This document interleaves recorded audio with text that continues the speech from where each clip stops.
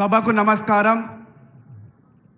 వేదికపై ఉన్న పెద్దలు, మన రాష్ట్ర వివరాల ఇన్ఛార్జ్ మీనాక్షి నటరాజన్ గారికి, అదేవిధంగా మన ప్రదేశ్ కాంగ్రెస్ కమిటీ అధ్యక్షులు పెద్దలు మహేష్ కుమార్ గౌడ్ గారికి, వేదికపై ఉన్న మంత్రులకు, జిల్లా అధ్యక్షులకు, రాష్ట్ర వైస్ ప్రెసిడెంట్లకు, రాష్ట్ర జనరల్ సెక్రటరీలకు, చైర్మన్లకు, ఎమ్మెల్సీలకు, ఎంపీలకు, మరి ముఖ్యంగా ఈరోజు కాంగ్రెస్ పార్టీ అధికారంలోకి వచ్చిందంటే ఇక్కడ ఉన్న మీ అందరి వల్ల అని కూడా ఈ సందర్భంగా తెలియజేస్తూ మీ అందరికీ ఒకసారి చేతులు జోడించి నమస్కారాలు తెలియజేస్తున్నా. మీరందరూ కూడా ఎలక్షన్స్ కన్నా ముందు మీరందరూ కష్టపడి పనిచేస్తే ఈరోజు మన రాష్ట్రంలో కాంగ్రెస్ పార్టీ అధికారంలోకి వచ్చింది. ఎలక్షన్స్ కన్నా ముందు మనమందరం కూడా ఏ విధంగా కష్టపడ్డామో మనందరికీ కూడా తెలుసు. ఈరోజు మన రాష్ట్రంలో ఎలక్షన్ల సమయంలో ఏవైతే వాగ్దానాలు చేశామో ఈరోజు రాష్ట్రంలో కాంగ్రెస్ వచ్చిన తర్వాత మనందరి ప్రియతమ ముఖ్యమంత్రి రేవంత్ రెడ్డి గారి నాయకత్వంలో ప్రతి ఒక్క వాగ్దానాన్ని ఈరోజు కాంగ్రెస్ పార్టీ మన ప్రభుత్వము నెరవేరుస్తున్న విషయాన్ని ఒకసారి ఈ వేదిక నుంచి మీ అందరికీ కూడా తెలియజేస్తున్నాను.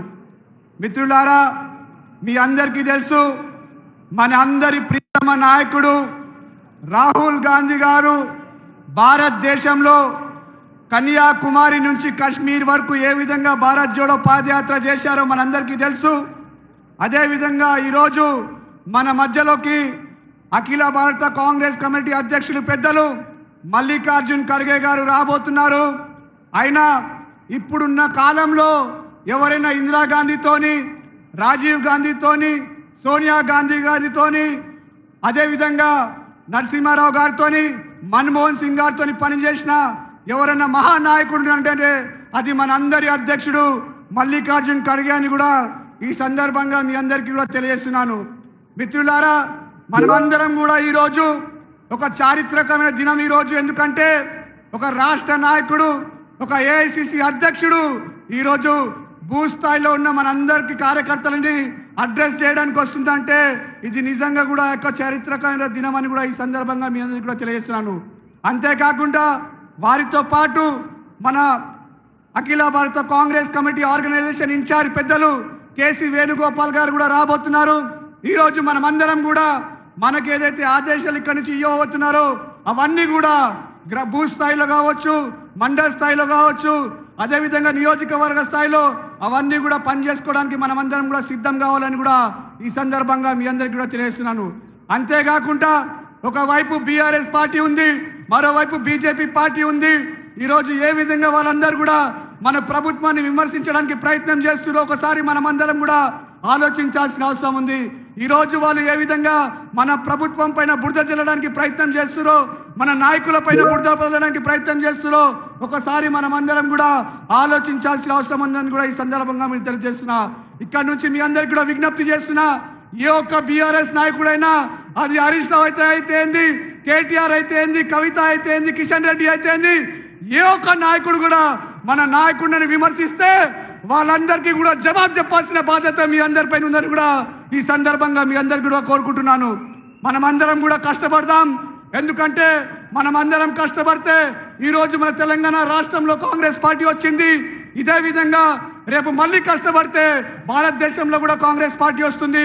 మన ప్రియతమ నాయకుడు రాహుల్ గాంధీ గారు భారతదేశానికి ప్రధానమంత్రి అవుతారని కూడా ఈ సందర్భంగా మీ అందరికీ కూడా తెలియజేస్తున్నాను. ఎక్కువ సమయం తీసుకోకుండా మరొకసారి ఇక్కడికి వచ్చిన మీరందరికీ కూడా ఒకే ఒక మాట చెప్తున్నాను, ఇది కేవలం ప్రారంభం మాత్రమే. ఈ ప్రారంభం, ఇది కేవలం మొదలైన ప్రారంభం మాత్రమే. రేపు రాబోయే ఎలక్షన్లో మనం తిరిగి కాంగ్రెస్ పార్టీని అధికారంలో తీసుకొచ్చి మన నాయకుడు రాహుల్ గాంధీ గారిని ప్రధానమంత్రి చేసుకునే వారికి కూడా మనమందరం కూడా కష్టపడదామని కూడా ఈ సందర్భంగా మీ అందరికీ కూడా తెలియజేస్తూ సెలవు తీసుకుంటున్నా. జై హింద్, జై కాంగ్రెస్. అందరూ ఒకసారి చేతులు పైకి లేవట్టాలి. అందరూ మీరు కాంగ్రెస్ పార్టీ భూస్థాయి వర్కర్లు అయితే వెనక కుర్చీల మీద కూర్చున్న వాళ్ళకు కూడా రిక్వెస్ట్ చేస్తున్నా, చేతులు పైకి లేవట్టాలి. అందరూ కూడా కాంగ్రెస్ పార్టీ, సప్పుడు వినిపిస్తలేదు, కాంగ్రెస్ పార్టీ, సోనియా